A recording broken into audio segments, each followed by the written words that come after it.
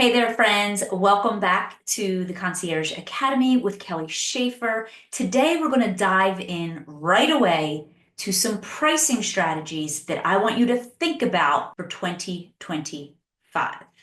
And stick with me till the end because I'm going to give you an assignment that I want you to do that can completely change how you're selling your services. Okay, let's dive right in. So, when we're thinking about 2025, we are thinking about it's a great time for newness, for evaluating, for reevaluating, for shifting, for just being aware of maybe things that didn't work, things that did work, things that maybe you loved 2 years ago that you no longer love, or things that you've been wanting to put in place and you haven't put them in place yet. And so I do a lot of this planning inside our communities. And one of the things that we do this planning around is specifically around pricing. So I want to give you these things to consider with your pricing coming up in 2025.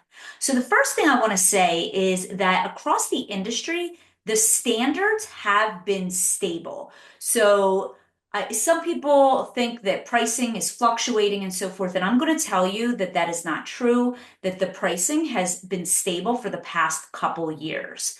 So, 15 years ago, the average cost for concierge services was somewhere between like $25, $50 an hour, and then there were a few outliers that charged more. And for the past few years, I want to say that typical rates are between 35 and 55 an hour, and more are hitting 60, 65, $75 an hour because of the value that people are providing in their services. So the first thing to know is that the pricing and pricing structures have been stable in the industry across the board for the past couple years. So you don't have to worry about that per se. So what do I want you to think about? The first thing I want you to think about is in 2025 is to simplify your pricing. A lot of people have like overcomplicated their pricing over the years, and I want you to consider I like to have like 2 to 3 packages being the main things that you sell. Some of you are already running memberships. If memberships is working for you, I'm not telling you to change that. But I think sometimes, especially if you're new in the industry, you want to jump into memberships or subscription type program.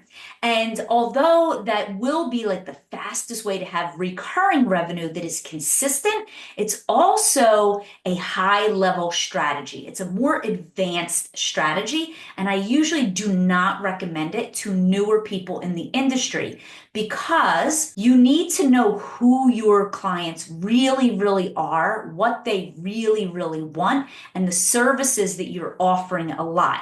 And the only way that you get to that information to be able to create your memberships is to have clients and to have several clients and to have several experiences with clients and to have offered different packaging. And so some people come into the industry and they start with the membership model right away and it kind of backfires on them or they end up getting the wrong fit client.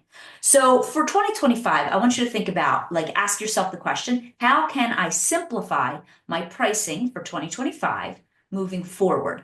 And can you stick to like 2 or 3 pricing offers? Maybe you have one hourly rate and 2 packages. Maybe you only sell 3 packages. Maybe you have 2 packages and one membership. Whatever it is, don't have too many variables and don't have too many options because it's actually your job when you are connecting with a potential client to explain to them which package, membership, or pricing is appropriate for them. And what's appropriate for them is not the one that's going to quote unquote make you the most money. The one that's most appropriate for them is the one that's really the right fit for the services that they need. It would be like me hiring a cleaning team to come into my home and wanting them to come into my home twice a month, but they want to offer me and sell me something where they come in twice a week.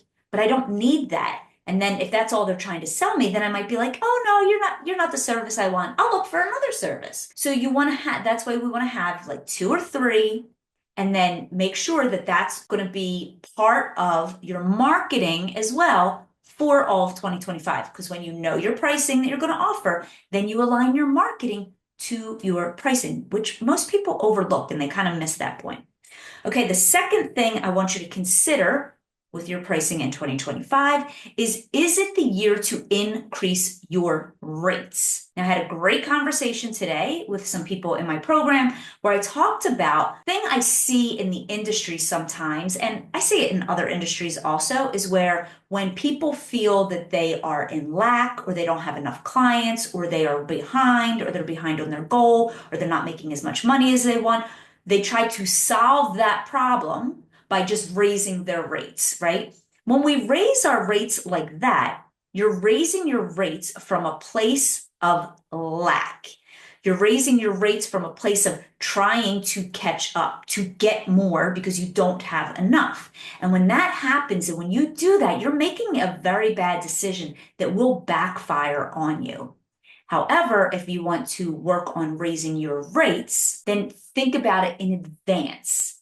Decide ahead of time. Yes, this is the year that I'm going to raise my rates, and have a good reason why. Now, I'm going to give you 3 good reasons why you might want to consider raising your rates. Number 1, if you are close to or are already fully booked. If you're already fully booked, then increasing your rates makes a lot of sense for you. Number 2, you have team, and to pay your team and to maybe give your team raises, you need to maybe increase your rates because you want to make sure that you have enough money to cover the expenses for your team. That might be another reason why you might want to consider raising your rates.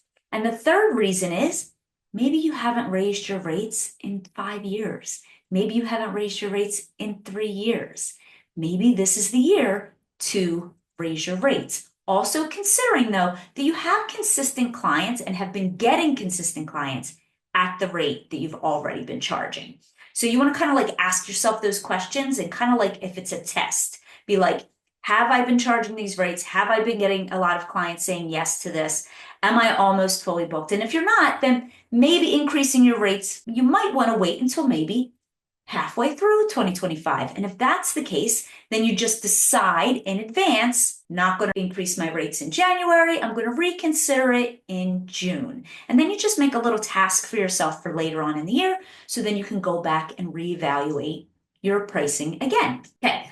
The third thing I want you to work on in your pricing for 2025 is promos. I call them promos. They're promotions. Some people do discounts and sales. I'm not a huge fan of discounts and sales, but I love to use the word promotion because a promo feels abundant. A promo feels like you have excess versus a discount or a sale. Again, it kind of feels like it comes from a lack energy or a lack mentality. You're trying to get more sales by discounting your rates versus running promotions strategically during the year. So if you're going to offer promotions during the year, ask yourself, what kind of promotion am I going to run? How am I going to run that promotion, aka the marketing of the promotion? And then when am I going to run them? Am I running 2? Am I going to run 1 in January and 1 in November? Am I going to only run 1 and run that in June? You get to decide based on your business, based on really some of the services that you offer. And for some of you, running promotions might not even make sense for your business. So this isn't for every business, but it's just something to consider. Now, my 4th and final ninja strategy that I want to give to you all is this. When you are thinking about your pricing in the new year, so right now we're thinking about 2025. When you're thinking about your pricing for the new year, I want you, if you've already had clients and you've already been selling services to clients, I want you to go back and do an inventory of 2024 and look at the packages that sold the best, the services that sold the best, the types of clients that hired you the most, and look at that and use that information to inform what you're going to do in 2025. So I was sharing with my group that many, many years ago, I had like 5 tiers of packages. And I had all these 5 packages for the entire year. I had gotten away from doing regular hourly rates. So I had these 5 packages, and at the end of that year, I went back and I counted every single package that I sold for each of these 5 different packages that I was selling. So maybe one I sold 2, and one of them I sold 5, and one of them I sold 20, and one of them I sold 15, and one of them I sold 0. I looked at that information. I was like, oh, okay, well, this one on the bottom, which was my smallest package, nobody was buying that. Nobody bought it. I didn't sell a single one the entire year. So that year, I just took a marker and I went, shh, and I just crossed it off. I removed it from my marketing. I removed it from my website. I removed it from any time I talked about it. I took it out of my invoicing. I just got rid of it. I completely just eliminated it because it was like unnecessary.